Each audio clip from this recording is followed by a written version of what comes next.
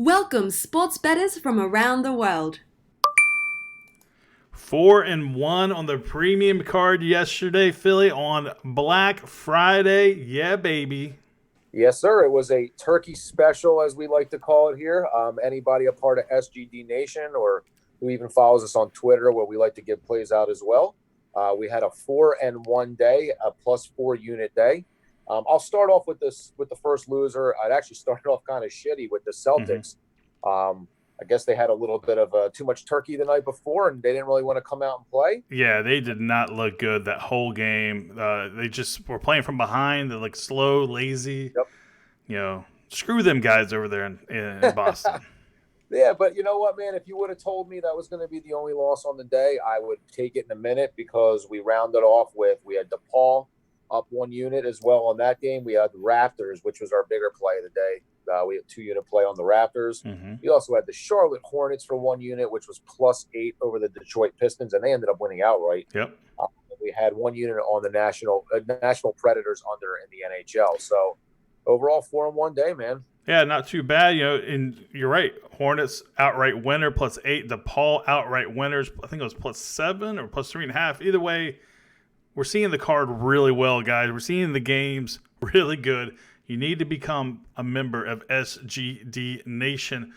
www.sgdwins.com is how you do that.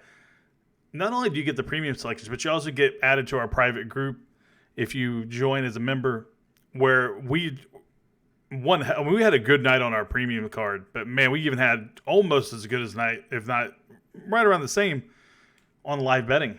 Oh my!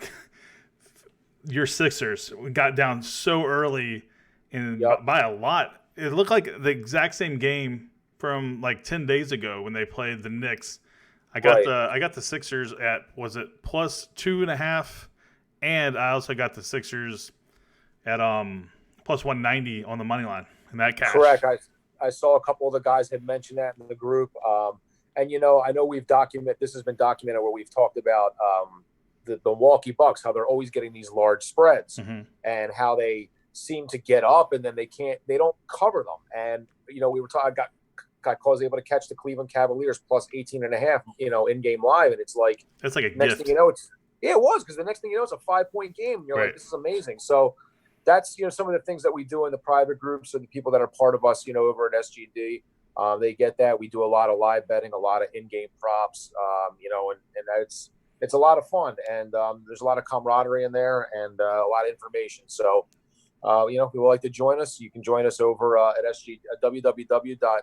What is it, sportsgamblingdaily.com, or do I have that wrong? Okay, no, yeah, you have it wrong. It's sgdwins.com. And if you want to email us and want to, just say, hey, what's up, or have questions, you can hit us up at sportsgamblingdaily@gmail.com.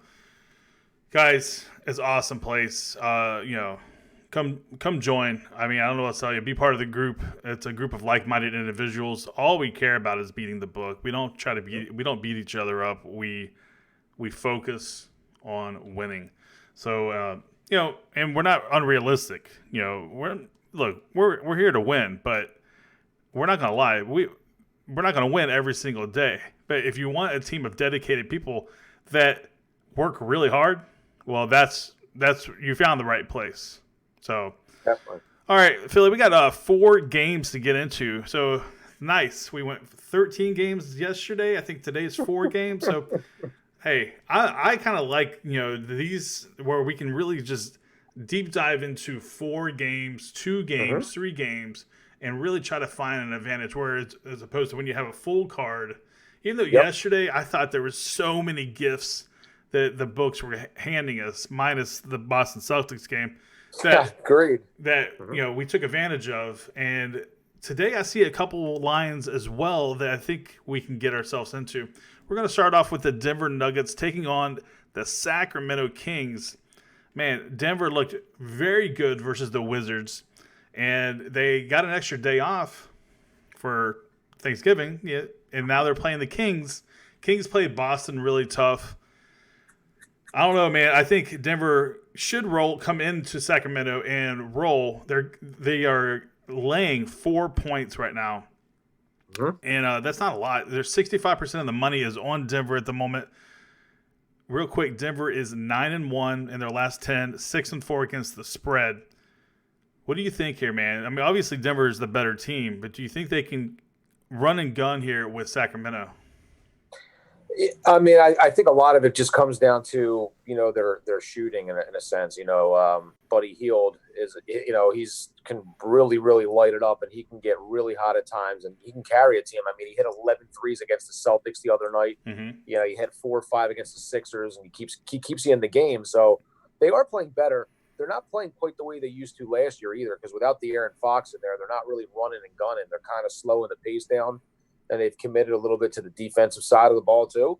So, I mean, with that being said, I could actually see this being maybe even a little bit of a lower scoring game.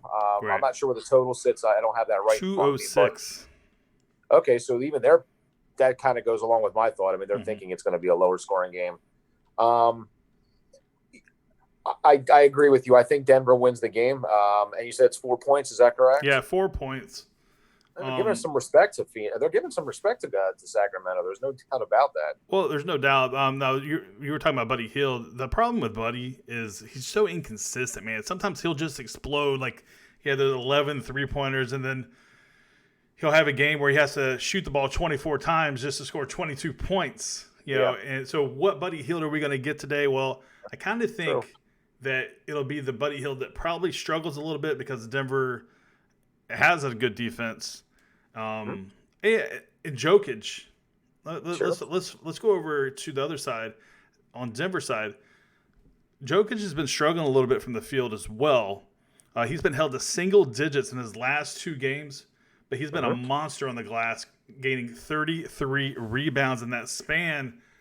So we got to expect Jokic to be able to snap out of that as well and be able to put some points on the board. Yeah, I almost feel like that's kind of what the coach was saying, that he was like almost like he wants him to shoot more, and it just it hasn't really come. You're right. They facilitate, like they run the offense. I mean, I wouldn't say primarily through him, but a lot of it goes through him. And he's a great passer. I mean, the dude is a really, really solid big man, and he can shoot a little bit for sure. But I don't know if they had a deep run in the playoffs last year. They had a lot of like overtime games. I don't know if that is contributing to maybe his slow start or what have you. And I know even people say that they think he's out of shape. He looks like he's not in the greatest shape, but I don't know. Man, he does, doesn't he? I mean, yeah, but that doesn't necessarily mean anything. Just because you don't look ripped doesn't mean. But he looks like he's laboring out there at times. Yeah. But that's what I keep telling myself. It doesn't look like I'm out of it doesn't matter. I don't look like I'm not ripped, guys, but I'm top of my game. That's all that matters.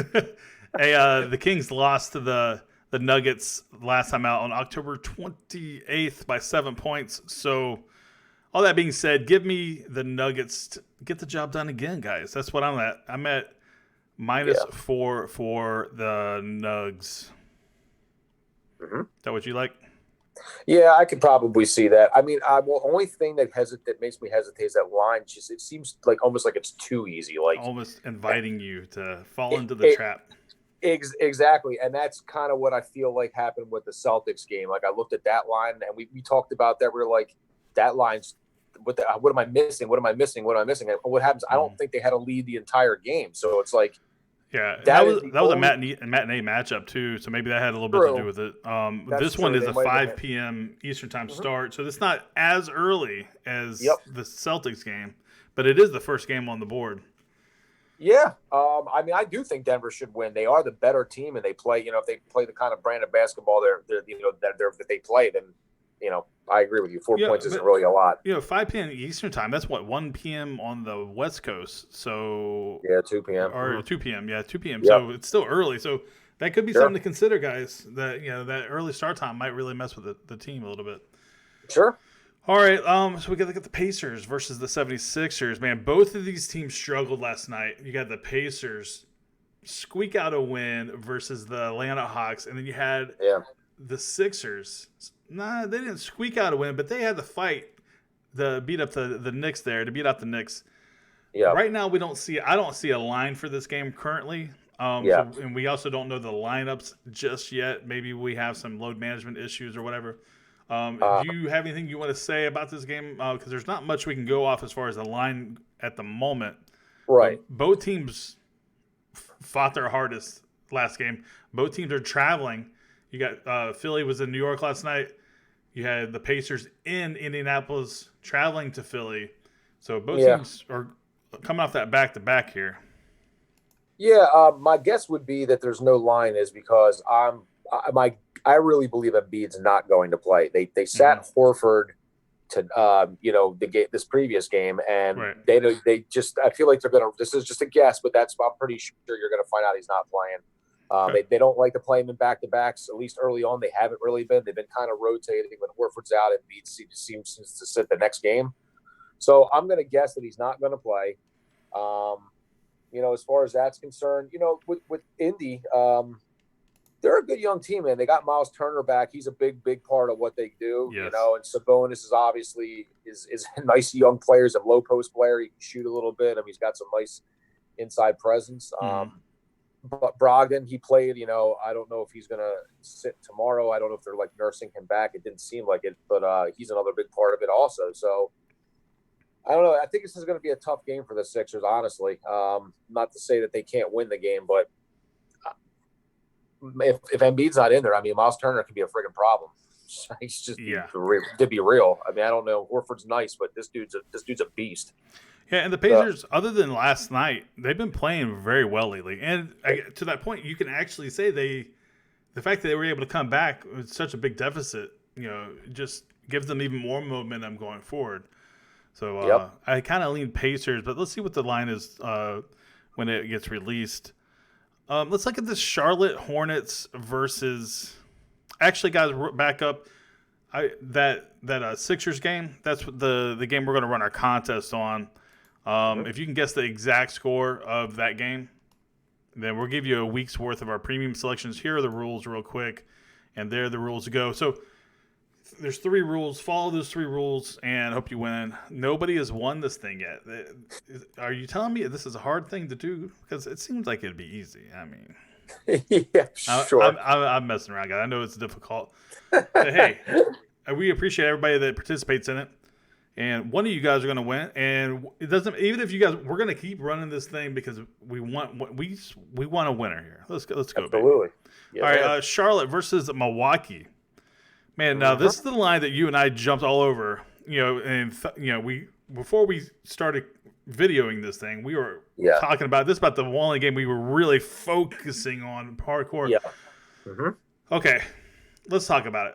Last night, Hornets beat up on the Pistons. Man, they beat up the Pistons like last 3 or 4 games in a row that they played them. They were 8-point dog. They went outright. Milwaukee.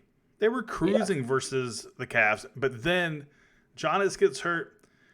Like Philly said, he took him at plus 18.5. He took Cleveland, and Cleveland started marching back. Milwaukee seems to struggle covering double-digit point spreads.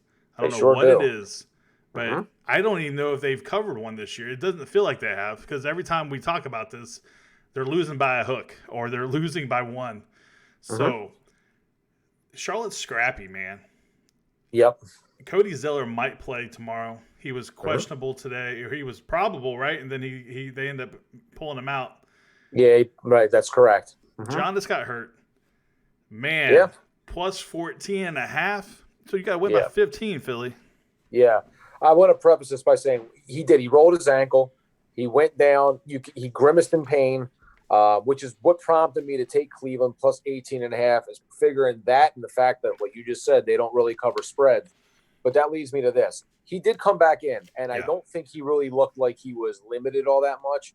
But I'm just curious if maybe they would possibly be cautious with him tomorrow against Charlotte and say, you know what, big guy, we need you for the long haul. You tweaked your ankle. Let's just, give it a rest. But even with him in the friggin' game, if he plays tomorrow and he's 100%, 13.5 point spread with a really gritty team. Charlotte's been playing really well with a lot of confidence. I mean, I would expect Milwaukee to win this game, but I really feel good about the fact that they're not going to cover the spread. I really do. Yeah. 14.5 is a lot, man. They got to win by 15. So here's the thing. The Hornets, they're a run and gun team, man. They're like a poor man's version of the Rockets. They like to shoot threes. They like to get out and run. They play a little bit of defense, but If their shots are falling, man, this is going to be a spread they're going to cover. Now, this might be a point where the Bucks might get out by a lot of points, but when you have a team such as, I don't know, the Wizards, the Rockets, there's a couple teams like this where they go on runs like this. They'll be down, and the next thing they go up big and then down. Actually the Nets are like that as well. Yeah. So, to that point, Charlotte's, the point guard, Teddy Rozier, he made 6 3-pointers, just one shy of his the season high, and that kind of helps, man. When those guys are just knocking down shots, it's hard to mess with them. Charlotte's a little better than I gave them credit for at the beginning of the year. They're at least a little scrappy. Yeah, they might not be the worst team in the league, actually. I mean, well time will tell, but I'm pretty impressed by them. They got that young rookie, the guard. It's Devontae Graham. I got his name right. Yeah, he's been unbelievable. He had 14 assists the other night.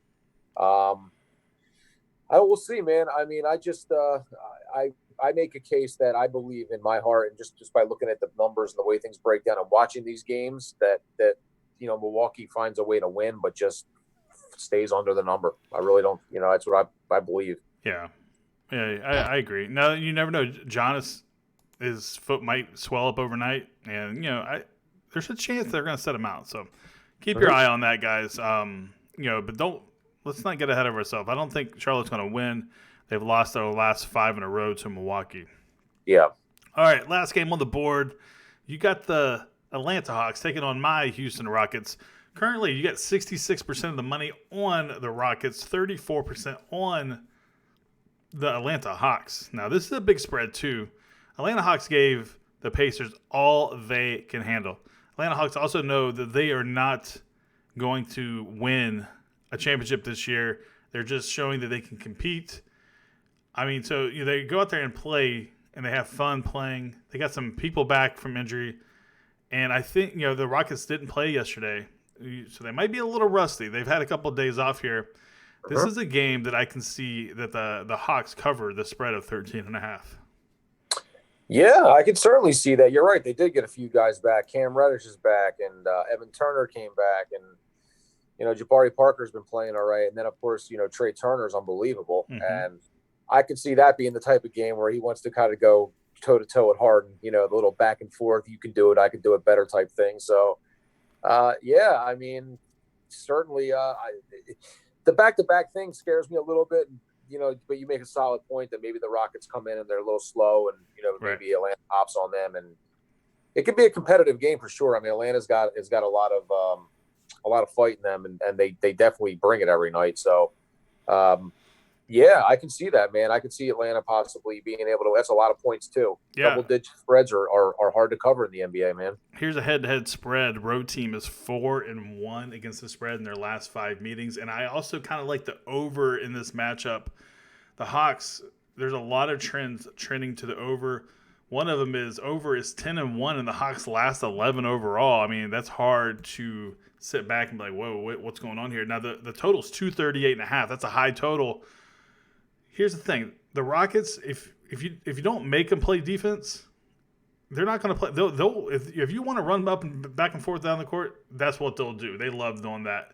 Sure. They kind of turn their defense into offense. So if they can get the ball back, they're going to run it right up the court. If they're hitting their shots, I kind of like the over here of 238. It's a high total, but I've seen this game before. I've seen these two teams. They like to score a lot of points. So when they play each other, so. Sure. Now, that being said, they have had a couple unders, but I don't know, man. I just think that this is a good spot for the over, but I'm not going to take the over just yet. I'm going to look into it just a little more. I got to make sure that these guys, the right people are playing in this game. Absolutely. But initial lean, I like the over, and I like the Hawks to cover the 13.5. Yep, I agree. All right. That's it, guys. That's all 4 games on the docket today. And that's it, man. You ready to get out of here? Yeah, I thought I lost you for a second. The reception went out for a minute, but I'm back, and that was perfect timing. 4 games on the slate. We didn't get another 13-game day, but I'm sure that'll be right around the corner. Yeah. But again, thank you guys for watching us. much as we put out these videos, we try to put them out 5 days a week, 6 days a week now. So it feels like it's 7 days a week lately. I think we've actually done one. I think this is our 13th day in a row, to be honest with you. Yeah, you know what, man? I enjoy doing them, and I know that we get a lot of good feedback on them. So I don't mind it. And if it helps people with, Hard SGD Nation, anybody that's out there that checks this stuff out, great. And we appreciate all the participation, and we will continue to try to get winners for you guys for sure. Absolutely, guys. SGD wins for the win. Make sure you come over there if you want our premium selections and get into our exclusive private group. Philly, let's get out of here. Good luck to you. Good luck to me. Good luck to everybody watching the show.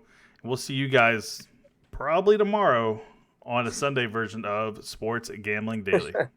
Have a great Saturday, everybody.